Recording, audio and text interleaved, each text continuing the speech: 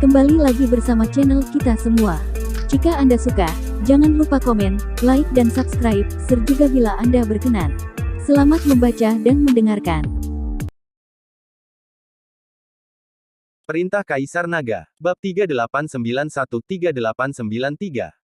Dev melihat api pamungkas gadis api itu, tiba-tiba membuka mulutnya, dan benar-benar menelan api pamungkas gadis api itu ke dalam perutnya.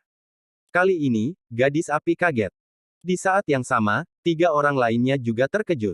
Mereka mengetahui metode gadis api, tapi mereka tidak menyangka Dev mampu menelan api pamungkas gadis api itu. Siapa kamu? Gadis api memandang Dev dengan kaget dan bertanya. Namaku Dev Chen, kata Dev dengan tenang. Chen, Dev Chen. Gadis api sedikit mengernyit. Aku tahu, dia adalah orang yang diburu dengan hadiah sumber daya selama 100 tahun oleh aliansi penyegelan iblis. Hari ini kita menghasilkan banyak uang. Orang kuat itu tiba-tiba teringat dan berkata dengan keras. Setelah mendengar ini, semua orang menjadi bersemangat. 4 orang mengepung Dev. Wah, aku tidak menyangka kamu adalah Dev Chen itu. Kamu benar-benar bisa membiarkan aliansi penyegelan iblis menawarkan sumber daya selama 100 tahun sebagai hadiah. Itu menunjukkan bahwa kamu juga luar biasa. Sekarang nasib burukmu. Jangan pikirkan untuk melawan hari ini. Ayo, serahkan dirimu, kata lelaki tua itu dengan tongkat di tangannya. Kamu 4 orang, bersama-sama ingin berurusan denganku yang seorang diri, kata Dev sambil tersenyum tipis. Ya, kami hanya ingin menindas dengan beberapa orang lebih banyak. Selama kami bisa menangkapmu, kami berempat bisa langsung mengasingkan diri. Pemuda yang memegang kipas lipat berkata dengan penuh semangat. Tidakkah menurutmu memalukan bahwa beberapa orang untuk melawanku? Dev bertanya dengan sengaja. Memalukan. Hahaha, 4 pemburu terkenal kami selalu menindas yang lebih kecil, dan tidak pernah merasa malu. Jika kamu menyerah begitu saja, kami bisa membiarkanmu mati sedikit lebih bahagia. Karena kamu suka menindas orang lain dengan jumlah orang lebih banyak, maka aku akan mencoba bagaimana rasanya menindas beberapa orang dengan lebih banyak. Setelah Dev selesai berbicara, dia berkata kepada pesawat, semuanya turun, dan saatnya berolahraga. Mengikuti suara Dev, saat ini pintu pesawat perlahan terbuka. Seymour dan yang lainnya semuanya keluar dari pesawat. Lusinan orang mengepung 4 pemburu terkenal itu. Melihat pemandangan di depan mereka, keempat orang itu tercengang. Mereka tidak pernah menyangka akan ada begitu banyak orang di pesawat itu, dan mereka semua berkumpul, mengepung mereka. Kesalahpahaman, menurutku ini hanya kesalahpahaman. Setelah melihat ini, gadis api buru-buru mendekati Dev, mencoba menggunakan sosok centilnya untuk menenangkan amarah Dev. Melihat gadis api genit di depan Dev, Scarlett dan Helena menjadi marah. Mereka berdua beraksi bersama, menangkap gadis api itu dan menariknya. Sialan, pelacur jalang, kamu berani merayu laki-laki kami, kamu lelah hidup. Scarlett dan Helena tidak menahan diri, memukuli gadis api itu sampai hidungnya memar dan wajahnya bengkak. Dev terdiam saat melihat adegan ini.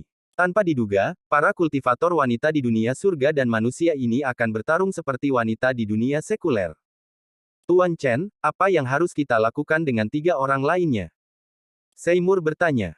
Bersihkan. Karena mereka berani memblokir pesawat kita, mereka harus diberi pelajaran, kata Dev. Setelah Dev berbicara, Seymour dan yang lainnya bergegas maju. Ketika pesawat itu perlahan lepas landas dan perlahan menjauh, keempat pemburu terkenal itu tergeletak di tanah. Masing-masing dari mereka terluka parah. Saya khawatir mereka tidak akan pernah bisa merampok lagi di jalan selama sisa hidup mereka.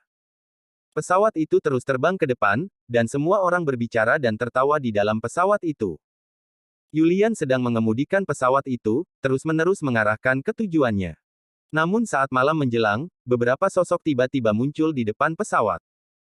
Yulian buru-buru menghentikan pesawat dan berkata dengan sedikit tertekan, pesawat ini benar-benar menarik perhatian. Mengapa kita selalu menghadapi bahaya? Semua orang melihat ke depan dan melihat 7 orang berbaris di depan pesawat itu. Orang-orang ini semua mengenakan kostum paviliun Wantong, dan salah satu dari mereka berteriak ke pesawat itu. Siapa kamu? Mengapa kamu menerbangkan pesawat itu di wilayah di paviliun Wantong kami? Apakah kamu lelah hidup? Di area ini, kapal udara paviliun Wantong sedang beroperasi. Tiba-tiba pesawat lain muncul. Paviliun Wantong mengira seseorang sedang merampok bisnis mereka, jadi mereka mengirim orang untuk mencegatnya. Ketika mereka berkata bahwa mereka adalah orang dari Paviliun Wantong, Dev tidak khawatir, tetapi membuka pintu palka dan terbang keluar. Sesampainya di depan semua orang dari Paviliun Wantong, Dev berkata dengan sopan, "Rekan-rekan Taois, saya adalah teman Penatua Xia dari Paviliun Wantong Anda, dan saya juga sangat akrab dengan Penatua Sun Anda. Adapun pesawat yang dioperasikan, dan orang-orang di dalamnya semua adalah teman saya. Kami hanya akan pergi ke kota Nanjing. Saya harap ini tidak mengganggu." Anda bilang Anda adalah teman Penatua Xia, lalu bagaimana Anda membuktikan bahwa Anda adalah seorang teman? Tanya murid Paviliun Wantong. Dev segera mengeluarkan token Penatua Xia. Ketika dia melihat token Penatua Xia, murid-murid Paviliun Wantong ini menyingkir. Perjalanan berikutnya sangat lancar. Pada tengah malam, pesawat itu perlahan mendarat di kota Nanjing. Tapi begitu pesawat itu mendarat, pewasat itu dikelilingi oleh orang-orang. "Kepung pesawat ini dan lihat siapa mereka." Seseorang berteriak dengan keras. Ini mengejutkan semua orang di dalam pesawat. Ketika Dev mendengar suara ini, dia tertawa dan berkata kepada semua orang, "Jangan takut, mereka juga anggota Paviliun Wantong, penguasa Paviliun Wantong di kota Nanjing. Sepertinya Paviliun Wantong ini ada di sini. Mereka sangat prihatin dalam menjalankan bisnis. Mereka memang seorang pengusaha." Dev berjalan keluar dari pesawat itu terlebih dahulu, lalu melihat ke arah Tuan Qian yang sedang berbicara dan berkata, "Tuan Qian, jangan khawatir, ini adalah pesawat milikku sendiri. Karena kali ini ada banyak orang yang harus dibawa, jadi kami menggunakan pesawatnya." Melihat bahwa itu adalah Dev, wajah Master Paviliun Qian, yang masih sedikit marah sekarang, menjadi sangat lembut. "Ternyata Tuan Chen, kenapa Anda membawa begitu banyak teman ke kota Nanjing? Tidak ada yang menarik di kota Nanjing?" Tuan Qian bertanya dengan rasa ingin tahu. Dev tersenyum sedikit tetapi tidak menjawab. Dia tidak tahu bagaimana menjawabnya, dan dia tidak ingin keluargamu tahu bahwa dia telah memanggil begitu banyak orang. Melihat senyuman Dev, Master Paviliun Qian berkata, "Apakah Anda membawa seseorang untuk berurusan dengan keluargamu? Dalam 2 hari terakhir, kota Nanjing penuh dengan orang yang datang. Ini adalah kota kecil yang terpencil, begitu banyak orang tiba-tiba berdatangan, saya pikir mereka semua dibawa oleh Tuan Chen, kan?" Kata Master Paviliun Qian. Dev hanya bisa mengakui dan mengangguk, "Yah, keluargamu terlalu kuat dan memiliki banyak orang. Saya mendengar bahwa keluargamu telah mengumpulkan orang-orang mereka dari seluruh negeri. Untuk membantu Istana Guanghan, saya hanya bisa berpikir untuk merekrut lebih banyak orang. Saya tidak menyangka Tuan Chen begitu berkuasa dan memanggil begitu banyak orang. Mereka pasti berasal dari beberapa sekte dan keluarga besar dan ras iblis. Wajah mereka benar-benar terkait dengan 3 klan," kata Master Paviliun Qian dengan iri. "Temanku hanya membantuku, tapi Master Paviliun Qianlah yang secara pribadi memimpin tim ke sini pada jam selarut ini. Anda sangat berdedikasi pada pekerjaanmu," kata Dev sambil tersenyum. "Hei, saya hanya menjalankan posisi saya. Siapa yang menjadikan saya penguasa paviliun ini? Maka tidak akan ada kapal udara selain Paviliun Wantong di kota Nanjing. Tapi pesawat Tuan Chen cukup mewah. Dibandingkan dengan Paviliun Wantong kami, pesawat udara Tuan Chen bahkan lebih kuat." Master Paviliun Qian berkata sambil melihat pesawat Dev. "Sejujurnya, saya punya teman yang juga terlibat dalam bisnis kapal udara, tapi mereka berada di wilayah utara dan tidak tertarik bersaing dengan Paviliun Wantong." Tidak heran. Paviliun Master Qian mengangguk. Setelah mengobrol beberapa patah kata, Master Paviliun Qian membawa orang-orangnya pergi, dan Dev juga mengajak semua orang untuk beristirahat. Dev berencana menunggu hingga besok pagi untuk mengumpulkan semua orang dan pergi ke Istana Guanghan bersama. Berbagai formasi di Istana Guanghan perlu diatur terlebih dahulu, dan pada saat yang sama menetapkan tugas pertahanan. Istana Guanghan. Penguasa istana begadang sepanjang malam setelah Dev pergi. Tidak ada yang tahu kapan keluargamu akan datang untuk membalas dendam, dan penguasa istana selalu mengkhawatirkan hal itu.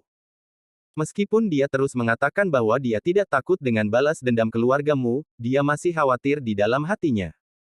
Penguasa istana yang telah mencapai alam Mahayana tidak takut pada keluargamu. Jika kondisinya memburuk, sangat mudah untuk menyelamatkan nyawanya sendiri dengan melarikan diri. Tapi Istana Guanghan, yang telah dia bangun dengan susah payah, akan menderita. Murid Istana Guanghan tidak terlalu kuat, dan mereka kehilangan begitu banyak orang suci dan murid luar selama perjalanan ke daerah kutub. Sekarang, selain dari penguasa istana sendiri, Istana Guanghan mungkin bukan sekte kelas 2 dalam hal kekuatan. Jika keluargamu datang untuk membalas dendam, bagaimana mereka bisa melawan? Dan tambang batu ekstrim yang akhirnya ditemukan, apakah akan diserahkan kepada keluargamu? Penguasa istana Guanghan memandang keluar jendela, matanya penuh kekhawatiran. Apakah Tuhan harus menghancurkan istana Guanghan kami?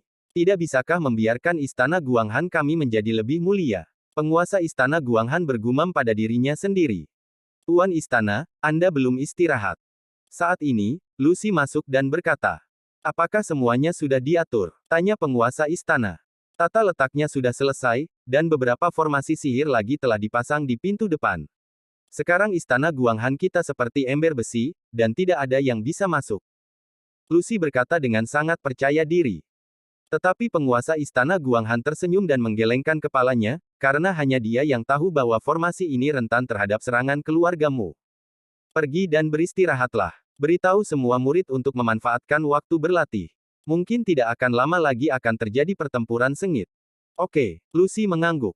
Meskipun Lucy tidak tahu seperti apa pertempuran sengit ini, dia merasakan perasaan tertekan dari tuan istana, karena mendekatnya bahaya. Pada saat yang sama, di keluargamu, lampunya juga menyala terang. Kepala keluargamu belum meninggalkan pengasingan diri, dan semuanya diurus oleh kepala pengurus keluargamu. Kelsey sudah modar, Natalie sudah koit. Semua orang di keluargamu mengenakan pakaian putih. Ratusan orang berdiri di alun-alun keluargamu. Orang-orang ini semuanya adalah keluargamu. Semua murid telah dipanggil kembali. Kepala pengurus Liu, semua orang di keluargamu telah dipanggil kembali. Kami hanya menunggu perintah dari kepala pengurus Liu. Semua orang menunggu di mana kamu berada. Kepala keluarga mungkin bisa meninggalkan pengasingan diri dalam 1 atau 2 hari. Kepala pengurus keluarga melambaikan tangannya, dan semua orang di keluargamu sedang menunggu di alun-alun. Bahkan jika orang-orang ini tidak bergerak, mereka tahu bahwa hierarki keluargamu sangat ketat. Namun kepala pengurus Liu ini, yang memiliki nama keluarga asing, mampu mengambil alih segala sesuatu di keluargamu, dan terlihat bahwa kepala keluargamu mempercayainya. Dini hari berikutnya, Dev secara pribadi mengundang orang-orang dari 5 sekte besar, keluarga Seng dan sekte jiwa iblis. Tiba-tiba, ada ribuan orang di sebuah rumah besar di kota Nanjing. Di aula rumah, Seymour Luo, Tades Song, Timothy Seng, Yara, Master Sekte Luo, Master Sekte Chen, Raja Singa dan para pemimpin sekte besar lainnya sedang duduk bersama. Dev memandang orang-orang di depannya dan merasa sangat bersyukur di dalam hatinya. Meskipun orang-orang ini semuanya disukai oleh Dev, di dunia surga dan manusia ini, banyak orang yang egois dan didorong oleh kepentingan. Bahkan jika Dev membantu mereka, masih banyak orang yang berbahaya. Dev meminta sekte besar dan keluarga untuk saling mengenal, untuk menghindari perkelahian nyata dan cedera yang tidak disengaja yang disebabkan oleh ketidaktahuan satu sama lain. Saat ini, di rumah ini adalah pertama kalinya 3 klan manusia, iblis dan monster bekerja sama. Dan semua ini terjadi karena Dev. Dev menjelaskan masalah ini secara singkat kepada semua orang lagi. Ini memberi semua orang kesempatan lagi. Bagaimanapun, dalam pertempuran sengit dengan keluargamu, dan pasti akan ada banyak korban jiwa. Jika seseorang ingin berhenti berpartisipasi saat ini, Dev tidak akan marah. Namun, orang-orang ini secara mengejutkan sepakat, tidak akan mundur dan mereka semua mematuhi perintah Dev. Bersambung.